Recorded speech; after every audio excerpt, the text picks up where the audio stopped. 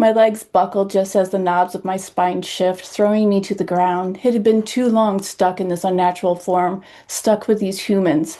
Another yowl rips from deep in my soul, just as sable fur sprouts along my arms, running up my shoulders. My teeth grow too large, and I snarl as the man who pretended to love me comes to my side. Good adventures, everybody. I'm Melissa Bonsack, and welcome to Books Cube, the show where we chat with authors that you should be reading. And I say we today because I am joined by my co-author in the Roll-A-Prompt series, Lisa Mahoney. And we are joined by AE McKenna, fantasy author, who is going to roll the dice. Oh, wait a minute. She rolled the dice already before I started recording, and we're going to write from fantasy today. As soon as I turn my fan on because it is hot as hell, and every time I take my sweater off, I'm too cold. So anyway, okay. So we're going to write from fantasy. So Lisa is going to, she's going to go to a random page. Do you have the fantasy book, Lisa? I found one a few. Oh, you found it? Awesome. Okay, They I'll were let all, you. spines were all out, and I couldn't read the little tiny thing. So I'm like, what color is it? I know, it's just a little small. All Yeah. right. So what am I doing? Just picking a page?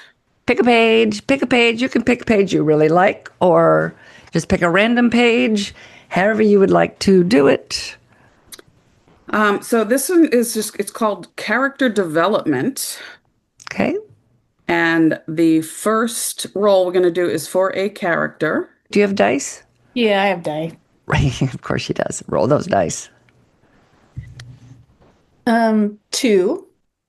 It's an enchanted wolf. What else? Five. Oh, this is good. It's an object and it's a mound of ash. Okay. Let's not use the really loud dice again this time.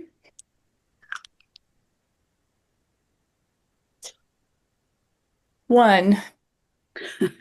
A corset. Oh. Okay. All right. So we have rolled for our prompt an enchanted wolf, a mound of ash, and a corset. So we're going to write for, we'll start with 20 minutes because it's just the way we do it all the time. And I actually am going to turn on Steam. Okay. It is Virtual Cottage on Steam. So it has music, which I'm going to turn off. It's a little idler game that helps you with your productivity. Yeah. You know it then. Okay. So I'm going to set it for 20 minutes and it's going to have a timer that goes off. So I'll hear the timer and I'll be able to tell everybody that it's been 20 minutes. And then I'll beg for 10 more. And then we will see where we are from there. So good luck, everybody. Everybody ready to start? Anybody writing by hand? Lisa writes by hand. I'm so impressed. I am too. My hand cramps so bad. Have you tried a fountain pen? No, but I also don't write by hand often, so Yeah. it just could be out of use. Well, actually, the fountain pen, they've done some actual scientific studies, and it leads to less hand fatigue because your hand is in the motion, this placement it should be. So when we write with a ballpoint, we have to kind of like press down too hard, Ah, and our hand is in an unnatural position. So your wrist stays exactly straight and the ink still flows out of the fountain pen. I can write pages and pages and pages, and there is no cramping at all in my hands. So Very nice. Yeah, I do I'm use. sold. I use a bunch of them, but I have like an issue with my wrist. So I still, even with this, I still have issues. but But then I'll lose the handy dandy dent that's in my middle finger where the pen goes. When you're pressing so hard, yes. Sure. yeah, I think we all have that dent. It just never went away. Yeah. All right. Oh shoot, I guess I need to set the timer again. Let me do that. Okay, I'm going to set the timer, and we will go ahead and check in 20 minutes. Okay. Okie dokie. Okay. Good luck, everybody. Good luck. Okay, we're back 30 minutes later and everybody is finished. Very exciting. Who wants to go first? Okay, I'll go first. Okay. All right. Just a reminder, even though we cut out all the part where we were writing, we had, so this is moments later for everybody else. We had an enchanted wolf. We were writing from the fantasy prompt book. Here it is. Beautiful. Fantasy prompt book, Enchanted Wolf, Mound of Ash, and Corset. And I want to remind everyone that that's just the prompt. That doesn't mean you have to use everything from the prompt in your story. And I say that because I forgot to use the Mound of Ash. All right. So here's mine. No title. Cecil grabbed the key and said a little prayer as he trotted along the dirt path that led to his mailbox. The sun was low in the sky, and with a quick glance, he figured he had about 93 minutes, plenty of time to check, get back, maybe even try it on. He wished he'd put on shoes, but it was a prep day, and after wearing through a half dozen pairs of very expensive Italian loafers because he'd loafed too long in his prepping, he'd realized that shoes needed to be moved to the top of the list. A necessity, he thought, as yet another rock turned its sharp edge into the ball of his foot, and he winced. Italian loafers, he reminded himself. Mail-order Italian loafers. As he worked his way down the drive, he began to hear the traffic making its way past his home. A few months ago, the road had expanded to the east, creating a new shortcut to the button factory. As soon as word got out, the entrance to Cecil's idyllic country hideaway had become a traffic jam, with cars passing by at all hours of the day and night. Treading cautiously, he rounded the last bend in the path and smiled. The flag to his mailbox was down, which meant the postman had delivered. Hurrying up, he waved back to the car that was passing. Inside the Volkswagen was a sweet young woman who'd once stopped when Cecil had been trimming the shrubs that lined the edge of his property.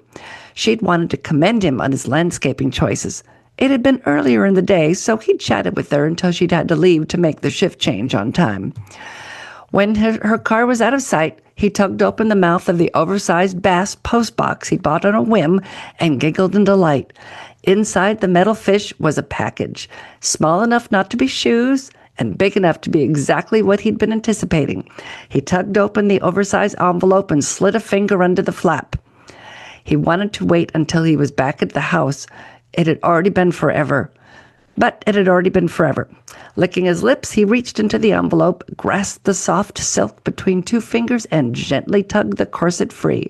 It was beautiful, blue and gold with little silver butterflies. He couldn't wait to try it on. The laces might be tricky. He was alone.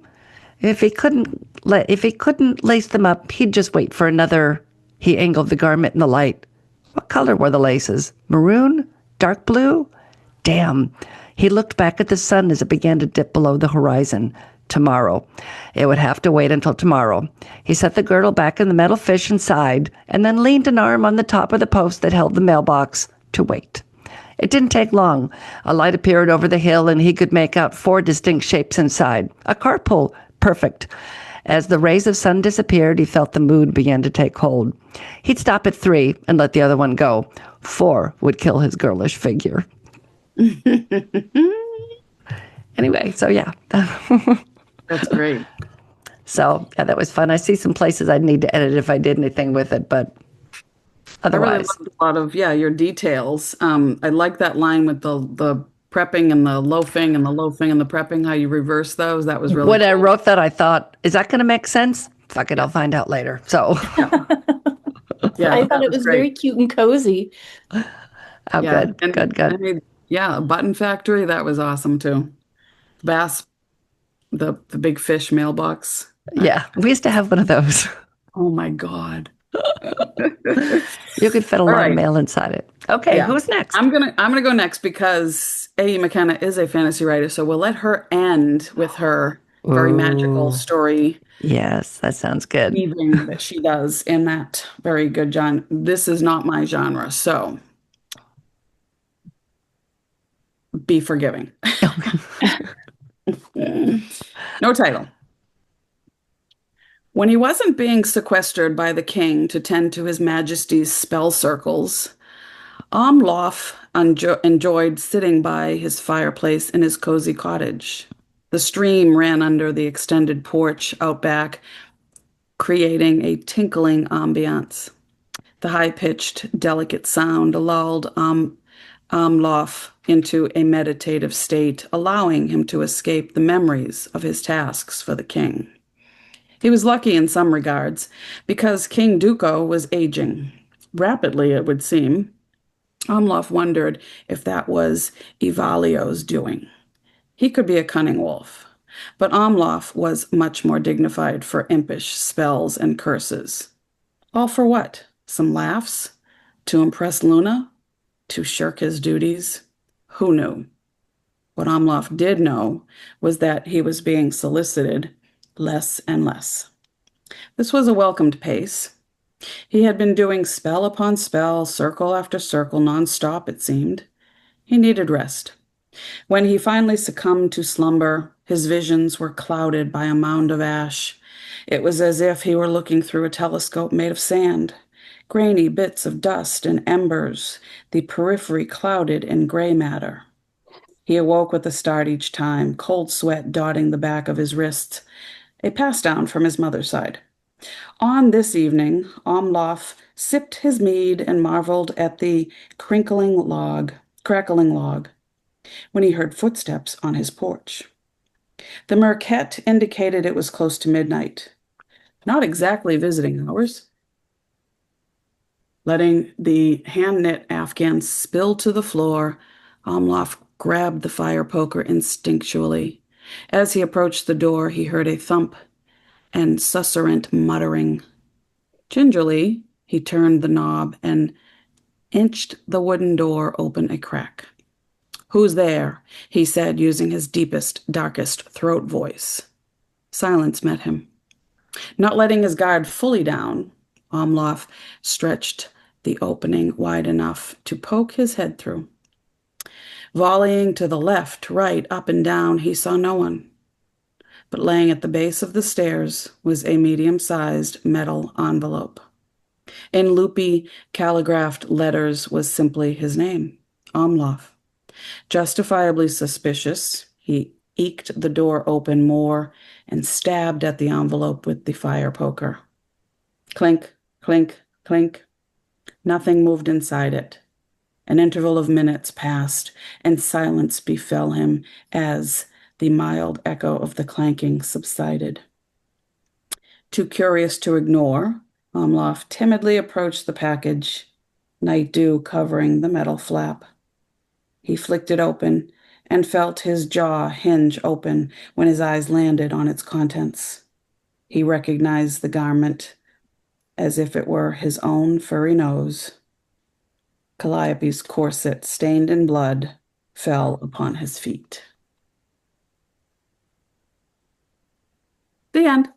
Ooh.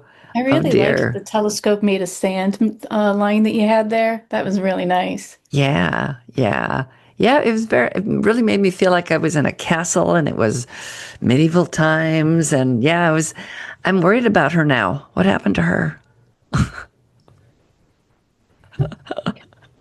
Okay, now you need to write what happened to her because this is the great opening for She the book. died. Yeah, she died. Well, yeah, but I mean, who killed her and why? I want to know. Wow. Maybe I have the answer here. Maybe Maybe. you do. Could be, yeah, it could be one of those round robins when one starts a story and we keep finishing it. Yeah. Yeah, yeah. So you want me to read it? Yes, Yes. read. Okay, it's a little Sure. long. Alrighty. The stars pierced the black blanket of the night sky, so sharp they drew blood. Music drifted from the hall behind me. Laughter, let's be real, snickering, followed my embarrassing escape. Never again will they mock me. Never again will I let him soothe my bristled fur. I'll rend them all, I snarled, the magic puffing out of me in crystalline air, going up to the sharp sky to join the glowing moon. Kicking out my skirts, I stalked toward the cold bonfire. It would be lit in an hour to signify the beginnings of a moot, to tell tales of the impressive deeds we all have done. Except for me, my good deed will never be told, but it will resonate through the woods all night. Shoving my hands into my generous pockets, I tug out a frozen spark. Ignis, and the fire leaped from the stone and engulfed the towering pile of wood. The blaze greedily ate the wood like it'd been starving for a century or more. I drew in a deep breath, the corset pinching my ribs, making it impossible to take a deep breath. In my other long and deep pocket, I withdrew my dagger, and with an assured cut, the laces to my corset spring apart and the fabric sags open.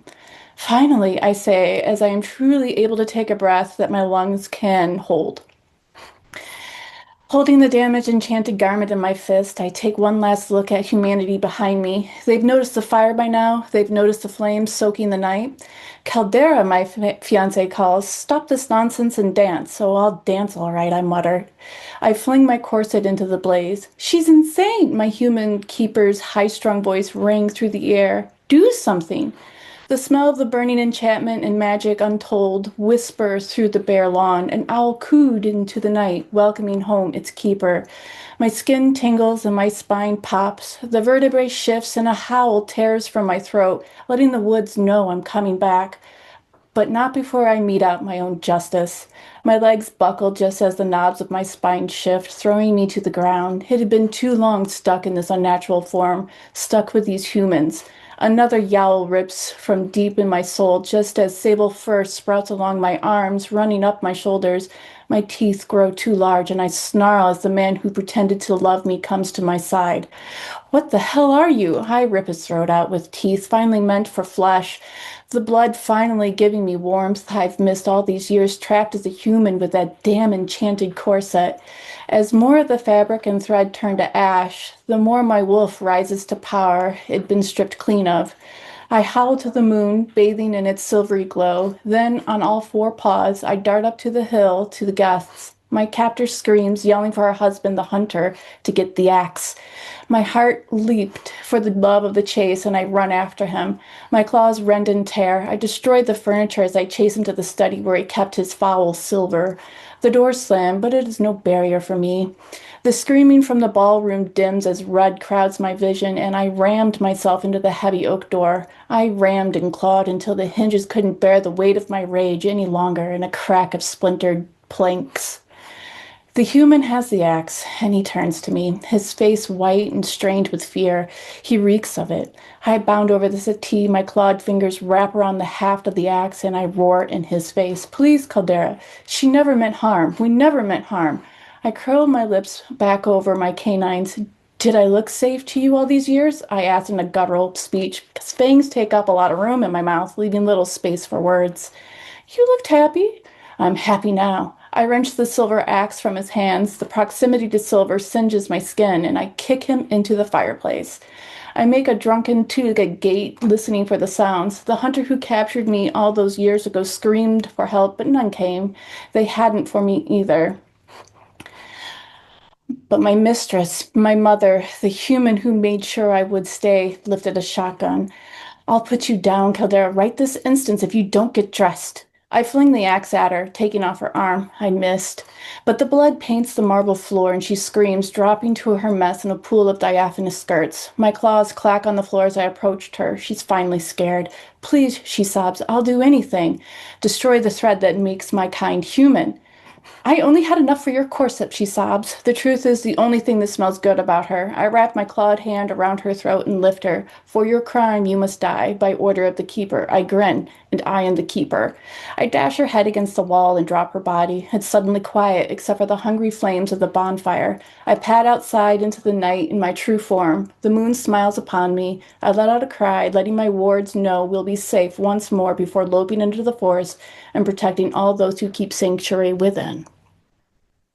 Wow. Hang on, my stupid phone is ringing. That was really good. A little bloody. You've got, oh my God. Before she reached into the second pocket, there was a line that was really, really good.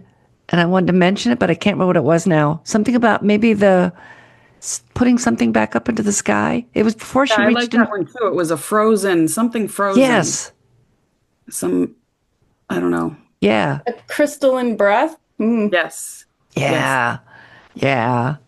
Yeah. Yeah, that was really good. I liked the idea of the enchanted corset. I didn't pick up on an enchanted corset, but AE did. So I think that if you really just let it happen, uh, you can come up with really amazing stuff. We used the same prompt, and we got 3 very different stories. This was a really good session, ladies. Fun. Yeah, that was fun. Yeah. I accidentally put the fiance back in there, and I'm like, oh, he's dead while I was reading it. So Yeah. That's okay. Maybe he stumbled out of the fire, or oh no, she killed him in the beginning before she ran off and chased the huntsman. Yeah, first Yeah. blood. That's okay. He deserved to die twice. Oh, fantastic. AE, tell everybody how they can find your books, because that was such an exciting story. They're going to want to read more from you. You can find them on Amazon, and you can also go to my website, which is aemckenna.com. I have a fast-paced urban fantasy adventure about genies that's completed, and also in Kindle Unlimited. Yep. And you have a new series with magic and crystals and things? Yeah, it's an interconnected series. They're all standalones, but everyone has magic. I love it. Fantastic. And Lisa is an award-winning short story author. Any more short stories out there? No, but I've dug out a bunch of my older ones, and I'm doing some little revisions and trying to send them out again, and got a rejection yesterday, so at least I'm in the game. And today we use the fantasy edition from our prompt series. We have 12 books. Our latest is World Building, and they are all available in Amazon and some other places. And I'll have a link to our webpage where you can buy more. And we have 2 teacher editions out also. And there'll be more coming. Poor Lisa, every time we turn around, I tell her, I have another idea. And she just shakes her head. No more. Well, I Melissa, say, first we have to finish this one. Stop starting once. Yeah. Melissa, don't you have something that's coming out right now or soon? Me? Oh, yeah, I actually do. Thank you. Yeah, I have the first 2 books in my Emmy of Earth series are out. These are novellas. Well, they're 30,000 words, small cast of characters, easy to pronounce names, lots of action, 1 or 2 characters at a time, small cast, which was always my pet peeve with fantasy books. Too many characters. 2, the books are too long. There's too much happening, and I lose track of what's happening where and who's what. So this was my answer to that, to write what I wanted to read. And they are for any age, really. They're sort of cozy fantasy. But I will put links to everything that we talked about today in the show notes. And if you are an author, or even if you are not an author, we do have people come on occasionally who are not authors, and they write fun stories. So you do not have to be an author to come on. If you would like to, you can go to our webpage, which is melissabonsack.com/bookscubed, I believe, but I will put it in the show notes. Let me see. Yeah, melissabonsack.com /books -cubed -podcast, which is a lot to try to remember. So just go to the show notes. And you can drop me a note if you would like to join us on a future Writing Sessions podcast. And in the meantime, I want to thank everybody for coming on. And we will be back soon with another one. So until then, go read a good book, everybody, or go write one. The Books Cube theme music was written by Laura Lynn Hardy. She performed the vibraphone. Billy Tyke Miller performed percussion. And it was recorded at Mills Kids Recording in Huntsville, Alabama.